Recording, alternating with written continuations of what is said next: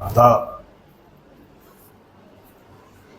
Yes dear student, this is doctor Surin from care institute of commerce. मैं आज आपको पढ़ाने जा रहा हूँ when the existing partner changes their ratio. अगर एग्जिस्टिंग पार्टनर अपनी रेशियो चेंज कर लें तो क्या होता है, क्यों चेंज करेंगे। पहला क्वेश्चन ये शुरू हो जाएगा कि वो रेशियो अक्सर चेंज करते क्यों हैं। उसके पीछे के दो कारण हो सकते हैं। एक कारण ये कि उनका कैपिटल अनइक्वल होगा, जिसके कारण से अपनी रेशियो को रीएडजस्ट कर रहे हैं कि कन्फ्लिक्ट ना हो। दूसरा कारण हो गया डिफरेंट टैलेंट दे पोजेसेस। अगर मानो कोई एक चार्टर्ड अकाउंटेंट है और एक प्रोडक्शन मैनेजर है, तो उनके आपस में जो अलग अलग पर्सनैलिटी हैं उसके बीच में बैलेंस बिठाने के लिए उनको लगता है कि नहीं, इसका रेशियो थोड़ा ज्यादा और इसका कम होना चाहिए। ऐसे और भी कारण हो सकते हैं। तो जब एग्जिस्टिंग पार्टनर अपनी रेशियो चेंज कर लेंगे तो आपको चार मेन चीजें हैं जिनके ट्रीटमेंट करना पड़ेंगे। नंबर वन, सबसे पहले आप ये कैलकुलेट करेंगे कि रेशियो चेंज करने से किसी पार्टनर को सेक्रीफाइस हो जाएगा तो किसी को गेन। स्वाभाविक है, हम तीन पार्टनर हैं ए बी सी, तो हमारा रेशियो है 3:2:1।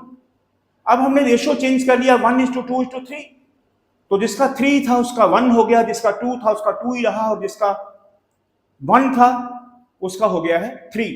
तो रेशियो बदल गई है, यानी कि जिसकी कम थी उसकी ज्यादा हो गई है, जिसकी ज्यादा थी उसकी कम हो गई है। ऐसे करके रेशियो बदल गया है।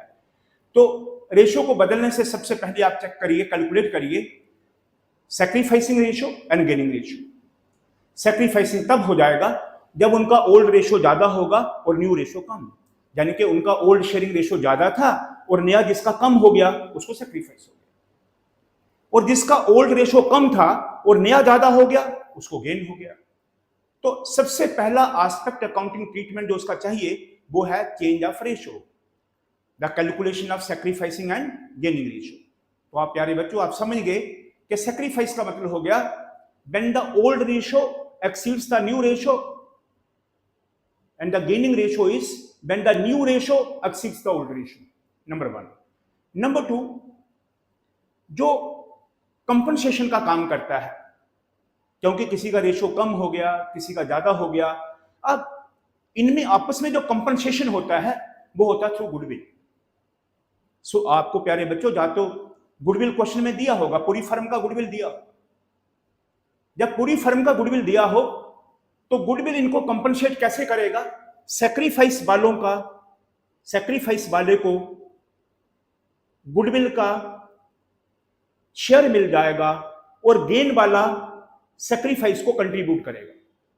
यानी कि गुडविल एक ऐसा एलिमेंट है जो सैक्रिफाइस वाले को कंपनसेट करेगा थ्रू उसके जिसको गेन हुआ है। तो फिर गुडविल क्या काम करेगी, जितना गुडविल ऑफ द फर्म होगा वो आप सैक्रिफाइसिंग रेशियो से मल्टीपल करोगे। जिस पार्टनर का सैक्रिफाइस हुआ है तो उसके कैपिटल को बढ़ा दो, यानी कि उसको कंपनसेशन मिल गया। और जिसको गेन हो गया है, पूरी फर्म की गुडविल को उसकी गेनिंग रेशियो से मल्टीपल करें तो उसके कैपिटल को कम कर दो। यानी कि गुडविल एक ऐसा एडजस्टिंग फैक्टर है जिसने कंपनसेटिंग फैक्टर के कैपिटल को बढ़ा दिया और गेनिंग पार्टनर के कैपिटल को कम कर दिया, जिससे वो आपस में संतुष्ट हो जाएंगे। इसलिए कि जिसका सैक्रिफाइस हुआ है हमेशा हमेशा के लिए उसका सैक्रिफाइस, और जिसका गेन हुआ है उसको हमेशा हमेशा के लिए गेन हो गया। यानी कि गेन वाले ने कुछ कंट्रीब्यूट करा सैक्रिफाइस वाले को, तो सैक्रिफाइस का कैपिटल बढ़ गया और गेन वाले का कैपिटल कम हो गया। This is second treatment. इसको बोलते हैं एडजस्टमेंट ऑफ गुडविल, यानी कि the adjustment of goodwill through their capital account. उनके कैपिटल अकाउंट के थ्रू गुडविल डिस्ट्रीब्यूट हो जाता है, बुक्स में अपीयर नहीं होता। ऑटोमेटिकली बुक्स में कैसे अपीयर होगा, सैक्रिफाइस वाले के कैपिटल को क्रेडिट हो गया, गेन वाले के कैपिटल को डेबिट हो गया, तो गुडविल बुक्स में अपीयर ही नहीं हुआ। लेकिन हाँ, उसने कंपनसेशन का काम कर दिया है। नंबर थर्ड एस्पेक्ट जो आपको इसमें करना पड़ता है वो होता है अकमुलेटेड प्रॉफिट्स और लॉसेस। प्यारे बच्चों, अकमुलेटेड प्रॉफिट्स क्या होते हैं, जिस डेट को इनका रेशियो बदला उस डेट में इनके पास जो पहले का कमाया हुआ अकमुलेटेड प्रॉफिट है, रिजर्व हैं या फिर अकमुलेटेड लॉसेस हैं, उस डेट तक जो इनका अमाउंट पड़ा हुआ है अनडिस्ट्रीब्यूटेड, उसको जो आपस में ओल्ड रेशियो में बांट लें। मानो ऐसे है जिस डेट को इनका रेशो बदला उस दिन जनरल रिजर्व है 20,000। प्रॉफिट एंड लॉस सीआर लिखा होता है, जब लाइबिलिटी साइड का मतलब होता है profit, CR credit balance, credit balance का मतलब प्रॉफिट होता है 10,000। इधर और भी कोई होगा, इन्वेस्टमेंट फ्लक्चुएशन फंड 15,000। जितने भी इनके रिजर्व हैं, और इस साइड पे उनका कोई लॉस हो सकता है, पुराना गुडविल। ये पुराना गुडविल जो बुक्स में है ये बहुत पुराना है, जिसको आखिर ने अभी तक चेंज नहीं करा है, जबकि ये अकाउंटिंग स्टैंडर्ड से हट गया है। अब अकाउंटिंग स्टैंडर्ड में गुडविल बुक्स में अपीयर ही नहीं होता, लेकिन अभी जो क्वेश्चन आपको एग्जाम में आ रहे हैं या बहुत सारी बुक्स के आथर ने अभी इसे हटाया नहीं है। तो ये इंटेंजिबल फिक्स एसेट है, दिस इज लॉस। मानो ये लॉस है 5,000 का। या फिर इधर होगा एडवर्टाइजिंग सस्पेंस। एडवर्टाइजिंग सस्पेंस ये क्या होता है, 50 एसेट्स, 50 एसेट्स, ये आपने पढ़ा है 11th में भी, ये है मानो 10,000। और ऐसे ही अगर ये प्रॉफिट एंड लॉस का बैलेंस लायबिलिटी साइड में हो तो ये प्रॉफिट है, इधर अगर प्रॉफिट एंड लॉस का बैलेंस आ जाए तो लॉस है। इसको बोलते हैं अकमुलेटेड प्रॉफिट। ये सारे अकमुलेटेड प्रॉफिट्स हैं और ये सारे अकमुलेटेड लॉसेस हैं, लॉसेस। अब इनका क्या ट्रीटमेंट करेंगे? इसके ट्रीटमेंट के लिए दो अप्रोच होती है। आपको क्वेश्चन में स्पेसिफिकली कहा होगा, ये कहा होगा अगर ऐसा लिखा हो, pass the necessary journal entry, necessary journal entry, तो आप क्या करते हैं, इन सब अकाउंट को क्लोज कर देते हैं। अगर ऐसे लिखा हो pass the necessary journal entry, then the accumulated profits and losses accounts are closed, हम इनको क्लोज कर देते हैं। पहला ऑप्शन ये होता है। क्लोज का मतलब ये हुआ, ये अकमुलेटेड प्रॉफिट होते हैं, कोई भी प्रॉफिट जो होता है अनडिस्ट्रीब्यूटेड प्रॉफिट, यानी कि ये अमाउंट अभी बंटा नहीं, कंपनी ने किसी पर्पज के लिए बचा के रखा लेकिन अभी बंटा नहीं है, तो ये सारे बैलेंस क्रेडिट होते हैं, एक्युमुलेटेड बैलेंस क्रेडिट होते हैं। अब इन अकाउंट्स को क्लोज करना है, यानी कि जिनका क्रेडिट है इनको डेबिट कर दो। ये प्रॉफिट है, प्रॉफिट जब डिस्ट्रीब्यूट पार्टनर में हो जाएगा तो उनका कैपिटल बढ़ जाएगा, यानी कि ये सारे एक्युमुलेटेड प्रॉफिट इनको क्या कर देंगे, डेबिट। जब ये डेबिट करेंगे तो ये इस क्रेडिट से कट जाएंगे, ये अकाउंट डिलीट हो जाएंगे, और ये सारा अमाउंट किसको बढ़ जाएगा, पार्टनर्स को। किस रेशो में, ओल्ड रेशो में। तो ये इससे कैपिटल बढ़ जाएगा ओल्ड रेशो से, ऐसा हो जाएगा। ऐसे जो लॉसेस हैं ये अकमुलेटेड लॉसेस डेबिट बैलेंस होते हैं। असेट डेबिट को रिप्रेजेंट करती है, तो अकमुलेटेड लॉसेस डेबिट बैलेंस है। आपने इन अकाउंट को खत्म करना है, क्योंकि अब इसके बाद जो वो नए प्रॉफिट या लॉसेस अकमुलेट करेंगे वो नई रेशो से बंटेंगे, तो पुराने वाले वो पुरानी रेशो से बांट के इनको खत्म कर देंगे। जब वो इनको खत्म कर देंगे तो ये डेबिट बैलेंस है, इनको क्या कर देंगे, क्रेडिट। ये क्रेडिट इस डेबिट से कट जाएगा। अब लॉसेस उनके कैपिटल को कम कर देंगे, तो पार्टनर्स के कैपिटल को कम कर दीजिए, यानी कि उनको क्या हो जाएगा, डेबिट। इस तरीके से ये क्लोज हो जाएंगे। अब मानो इसका क्या जनरल एंट्री बनेगा, जनरल रिजर्व का, तो आप लिखोगे general reserve account DR to A's capital to B's capital to C's capital, old ratio में बांट दीजिए। 20,000 है, मानो उनका रेशो है 3:1:1, तो इसकी जनरल एंट्री बन जाएगी ऐसे, general reserve account DR, general reserve account DR to A's capital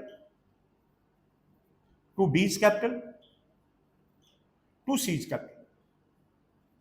तो 20,000 इंटू इनका रेशो है 3:1:1, 3/5, दिस इज 20,000 डेबिट हो जाएगा, ये क्रेडिट हो जाएगा, इसको 5 4 जा 4 3 जा 12,000।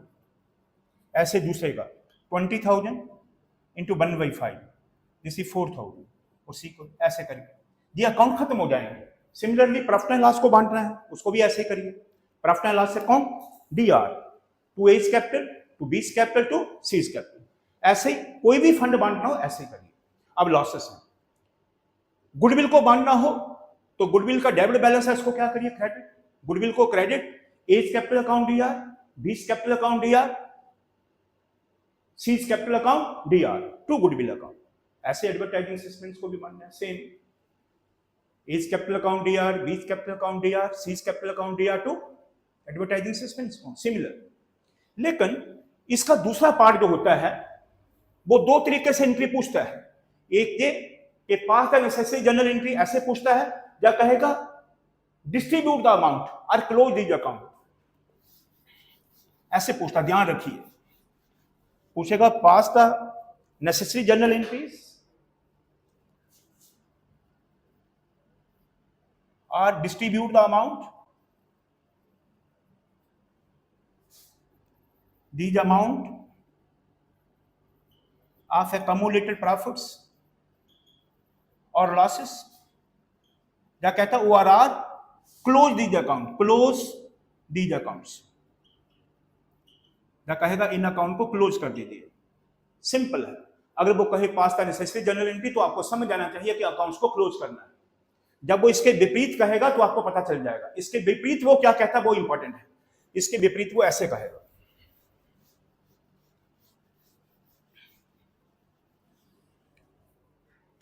कहेगा पास, यह part 2, pass an adjustment entry, adjustment entry without changing these accounts. वो कहेगा कि एक एडजस्टमेंट एंट्री पास करो इन अकाउंट को चेंज करे बिना। ये बिल्कुल वैसा हो जाएगा जैसे आपने गुडविल को बांटा है। गुडविल ने कंपनसेशन का काम करा, जिसका सैक्रिफाइस हो गया था उसका कैपिटल बढ़ गया, जिसको गेन हुआ था उसका कैपिटल कम हो गया। बिल्कुल एडजस्टमेंट एंट्री इसका गुडविल की तरह ही बनता है। अगर वो ऐसे कहे कि पास एंड एडजस्टमेंट एंट्री हमें अकेली एंट्री बनानी है तो कैसे बनाएंगे?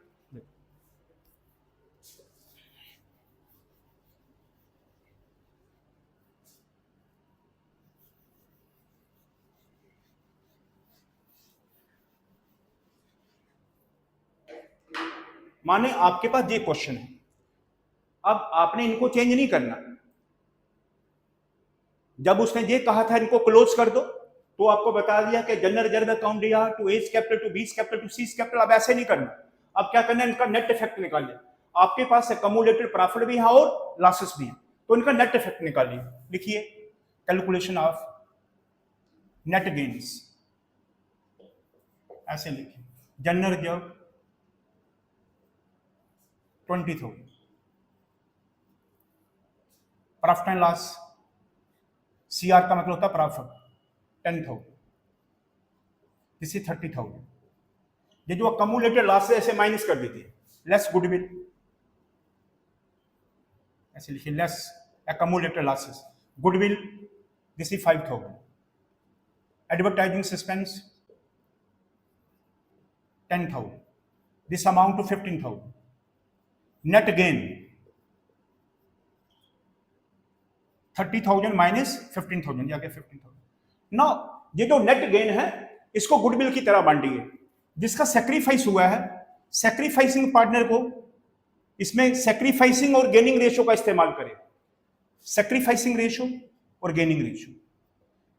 जिस पार्टनर का सैक्रिफाइस हुआ है नेट गेन को, net gain into sacrificing ratio, net gain into gaining ratio.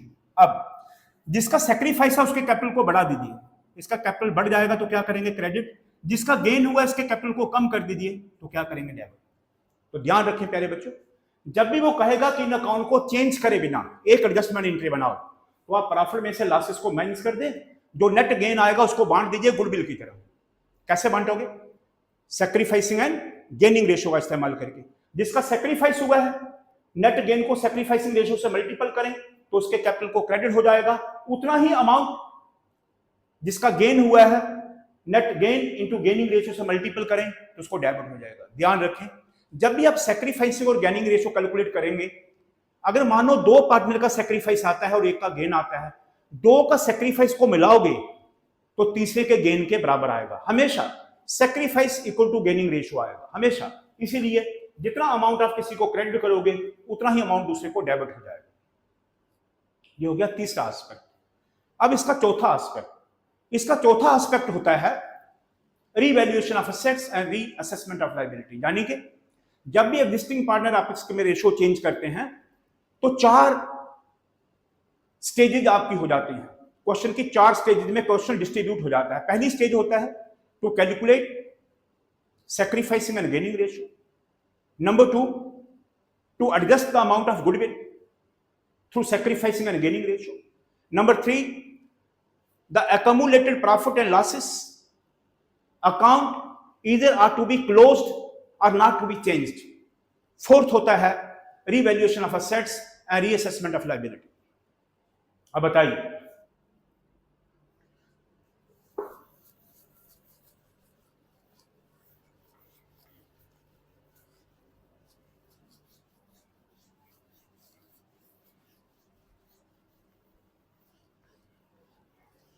प्यारे बच्चों, ध्यान रखें।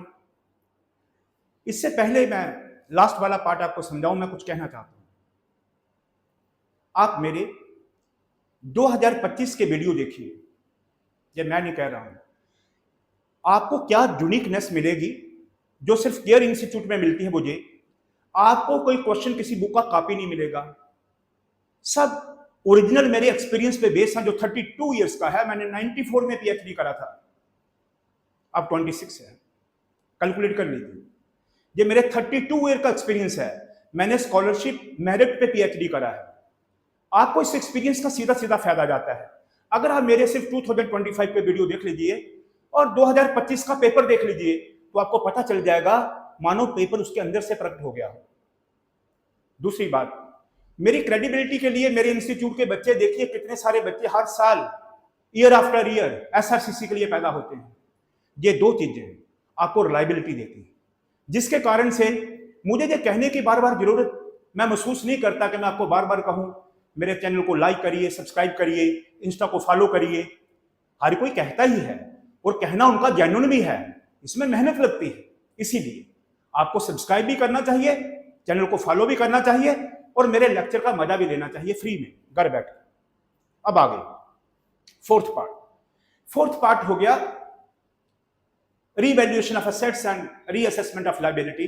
क्या चांस होते हैं जब पार्टनर आपस में रेशियो बदल लेते हैं तो बिजनेस में फेयरनेस लाने के लिए उस डेट तक जिस डेट को वो रेशियो बदल रहे हैं, असेट का कोई वैल्यू बढ़ जाएगा, कोई कम हो जाएगा, ऐसे ही कोई लायबिलिटी बढ़ जाएगा, कोई कम हो जाएगा, कोई अनरिकॉर्डेड असेट पैदा हो जाएगा, कोई अनरिकॉर्डेड लायबिलिटी पैदा हो जाएगा। तो हर एक एडजस्टमेंट के पीछे या तो गेन हो जाएगा या लॉस हो जाएगा। वो गेन और लॉस वो उनका रिकॉन्स्टिट्यूशन के टाइम पे हो रहा है, यानी कि जब वो रेशो बदल रहे हैं तब हो रहा है। तो उस समय तक का प्रॉफिट या लॉस वो अपनी पुरानी रेशो में बांट लेंगे। अब पूरी फेयरनेस आ गई है, अब आगे वाला काम वो नई रेशो से करेंगे। देखिए कैसे। Revaluation of assets and reassessment of liabilities. इसका ऐसे होगा, असेट या तो बढ़ेगा या फिर लायबिलिटी कम हो जाएगी या फिर कोई अनरिकॉर्डेड एसेट आ जाएगा, अनरिकॉर्डेड एसेट्स। ये तीनों चीजें आप बताइए। आपकी बिल्डिंग, मानो आपकी लैंड 2 लाख की है जब आपने खरीदी थी, अब रीवैल्यूएशन की डेट पे उसका कीमत 2.5 लाख है, तो उसका वैल्यू बढ़ गया तो आपको फायदा हुआ कि नुकसान? फायदा। तो दिस इज असेट। तो लैंड आपका असेट है, अगर उसका वैल्यू इतने सालों में बढ़ गया तो आपको फायदा हुआ, ये आपका गेन हो जाएगा। लायबिलिटी, आपने किसी का 20,000 रुपया देना था, अब क्रेडिटर आपसे 2,000 मांग नहीं रहा है, गिवन अप द क्लेम, उसने 2,000 का क्लेम छोड़ दिया है, तो लायबिलिटी कम हो गई, तो आपको कम चुकाना पड़े तो क्या हो जाएगा? फायदा। ये भी फायदा हो जाएगा, गेन। और अनरिकॉर्डेड एसेट, मानो कोई चीज आपने कचरे में डाल दी थी, अब कचरे से वो प्रकट हो गई और हमने बेच दी तो उसके पैसे मिल गए, तो आपको गेन हो गया। तो ये तीनों, असेट का इंक्रीज हो जाए, लायबिलिटी का डिक्रीज हो जाए, या फिर कोई अनरिकॉर्डेड एसेट कहीं से मिल जाए, ये आपको गेन कराते हैं। इसके विपरीत असेट का वैल्यू कम हो जाए, जैसे प्लांट एंड मशीनरी है, फर्नीचर है, ये हर साल इस्तेमाल से उनका वैल्यू घटता जाता है और मार्केट में उसकी वैल्यू ज्यादा कम है आपकी बुक की तुलना में, यानी कि बुक में वैल्यू ज्यादा और मार्केट में वैल्यू कम है, तो असेट कम हो जाएगा तो क्या हो जाएगा, लॉस। कोई लाइबिलिटी का आपको पता ही नहीं था, आपने किसी का कोई रिपेयर का बिल देना है, कोई आउटस्टैंडिंग रिपेयर है, कोई किसी से वर्कर से काम करा लिया उसका पैसा देना है, किसी से आपने सामान खरीदा था लेकर रिकॉर्ड करना भूल गया है, लाइबिलिटी बढ़ जाएगी। असेट कम हो जाए तो लॉस, लाइबिलिटी बढ़ जाए तो लॉस। और अगर कोई अनरिकॉर्डेड लाइबिलिटी मिल जाए, अनरिकॉर्डेड, जैसे आपने कोई सामान परचेज करा और उसको रिकॉर्ड ही नहीं करा, तो आपका क्रेडिटर बढ़ जाएगा, यानी कि लाइबिलिटी, अनरिकॉर्डेड लाइबिलिटी से लाइबिलिटी बढ़ जाएगी, तो आपका क्या हो जाएगा, लॉस। ये तीनों आप एक को ध्यान से सुने, दूसरा उसके कंट्रास्ट हो जाएगा। फिर से सुन लीजिए, असेट बढ़ जाए, लाइबिलिटी कम हो जाए, या फिर अनरिकॉर्डेड असेट हो तो गेन हो जाएगा। इसके विपरीत असेट कम हो जाए या फिर लाइबिलिटी बढ़ जाए या अनरिकॉर्डेड लाइबिलिटी हो तो लॉस हो जाएगा। प्यारे बच्चों, जब आप इसकी जनरल एंट्री बनाएंगे तो देखिए कैसे। गेन का मतलब आप रीवैल्यूएशन कर रहे हैं, रीवैल्यूएशन अकाउंट का नेचर नॉमिनल है। क्या है नेचर, नॉमिनल, तो गेन उसको क्या हो जाएगा, क्रेडिट। तो ये जो गेन है ये रीवैल्यूएशन अकाउंट को क्रेडिट हो जाएगा। क्यों क्रेडिट हो गया, because the nature of the revaluation account is nominal, इसका नेचर नॉमिनल है, तो गेन रीवैल्यूएशन को क्रेडिट हो गया और कंसर्न अकाउंट को डेबिट हो गया। कंसर्न अकाउंट क्या, असेट बढ़ गया तो असेट को डेबिट, लाइबिलिटी कम होगी तो लाइबिलिटी को डेबिट, अनरिकॉर्डेड असेट हो गया तो अनरिकॉर्डेड असेट को डेबिट। तो एक एस्पेक्ट आपको अगर आ जाए कि गेन से रीवैल्यूएशन को क्रेडिट हो गया क्योंकि उसका नेचर नॉमिनल है, तो दूसरा कंसर्न असेट, ये लिखा मैंने, कंसर्न असेट्स या फिर लाइबिलिटी, इसको डेबिट हो जाए। बिल्कुल इसके विपरीत ये, अब लॉस हो गया है, लॉस हो गया तो रीवैल्यूएशन अकाउंट नॉमिनल है तो लॉस को क्या करेंगे, डेबिट। तो इसका ऐसे, लॉस हो गया है तो रीवैल्यूएशन को डेबिट हो जाएगा, और रिस्पेक्टिव अकाउंट ये जो है इनको क्या हो जाएगा, क्रेडिट, असेट या लाइबिलिटी, इसको क्या हो जाएगा, क्रेडिट। हो गया खत्म, लास्ट एंट्री। जब आप सारी एंट्री बना लोगे अलग अलग, वो ऐसे बोलेगा, land whose book value is rupee 2 lakh, now valued at रुपी 2,50,000, यानी कि लैंड जिसका वैल्यू 2 लाख था अब वो बढ़ के कितना हो गया, 2.5 लाख, तो लैंड कितना बढ़ गया है, 50,000। तो ऐसे एंट्री कर लेंगे, लैंड असेट है, लैंड अकाउंट डीआर, लैंड क्या है, असेट, बढ़ा तो डेबिट, तो आपने लैंड को डेबिट कर दिया और फायदा हो गया है तो रीवैल्यूएशन को क्रेडिट, टू रीवैल्यूएशन। ऐसे प्यारे बच्चों, कोई भी एंट्री, अगर वो लाइबिलिटी की बात कर रहा है, लाइबिलिटी कम हो गया, वो कह रहा है creditor included an amount of rupee 2,000, included an amount of 2,000 have given up there claim. Creditor में 2,000 ऐसा है जो क्रेडिटर हमारे से मांग ही नहीं रहे, तो लाइबिलिटी क्या हो गई है, कम। बताइए, लाइबिलिटी बढ़े तो क्रेडिट, लाइबिलिटी कम हो जाए तो डेबिट, तो लाइबिलिटी को क्या कर देंगे, क्रेडिटर को क्या कर देंगे, डेबिट, और रीवैल्यूएशन को क्रेडिट, ऐसे। फिर उसके कॉरस्पॉन्डिंगली असेट कम हो जाए, मानो फर्नीचर का वैल्यू कम हो गया, वो ऐसे लिख रहा है, फर्नीचर, मानो जिसका बुक वैल्यू 50,000 है, अब वो कह रहा है इस फर्नीचर का, अब इसका मार्केट वैल्यू जो है वो 40,000 हो गया है, तो असेट का वैल्यू कम हो गया तो लॉस, तो क्या एंट्री बनाओगे, revaluation account DR, revaluation account DR to furniture account. कितना कम हो गया, 10,000, 10,000। सो ऐसे करके एक इफेक्ट प्रॉफिट या लॉस का रीवैल्यूएशन में, और दूसरा रिस्पेक्टिव असेट या लायबिलिटी के साथ। ऐसे करके जब आप सब एंट्री पास कर लोगे, फिर आप लास्ट में बनाते हैं रीवैल्यूएशन अकाउंट। रीवैल्यूएशन अकाउंट में आपको कंक्लूडिंग अमाउंट मिलेगा, ओवरऑल गेन या ओवरऑल लॉस, फिर उसकी लास्ट एंट्री बनती है ऐसे। अब आपको किसी एंट्री से गेन होता गया, ये ऐसे है,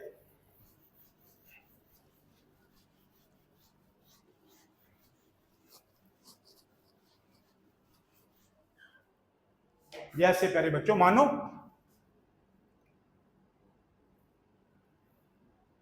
आपने लिखा लैंड अकाउंट डीआर 50,000, लैंड का वैल्यू बढ़ गया, टू रीवैल्यूएशन अकाउंट 50,000, तो नरेशन में लिख देंगे being the value of land increase by 50,000।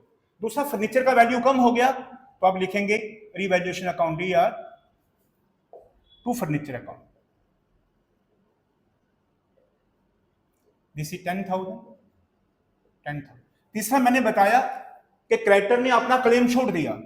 अगर कोई क्रेडिटर अपना क्लेम छोड़ देगा तो हमें फायदा हो जाएगा, तो रीवैल्यूएशन को क्रेडिट और क्रेडिटर को डेबिट। तो तीसरा creditor account DR, creditor account DR 2,000 to revaluation account, this is 2,000।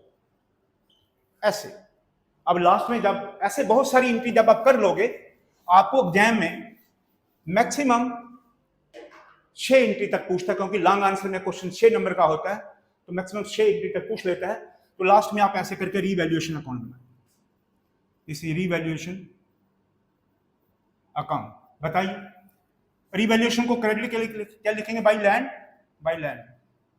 Account 50,000। अब ये रीवैल्यूएशन को डेबिट क्या लिखेंगे? टू फर्नीचर अकाउंट, इसी 10,000।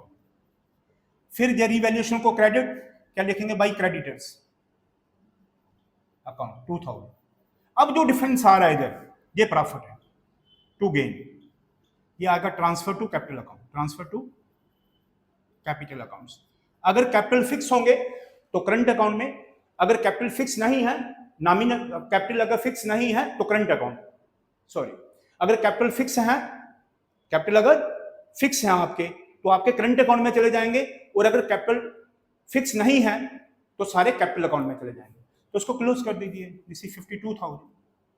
आपको पता है ना, अगर कैपिटल फिक्स हो तो एडजस्टमेंट हम करंट अकाउंट में करते हैं, और अगर कैपिटल फिक्स नहीं हो तो एडजस्टमेंट सारी कैपिटल अकाउंट में जाती है।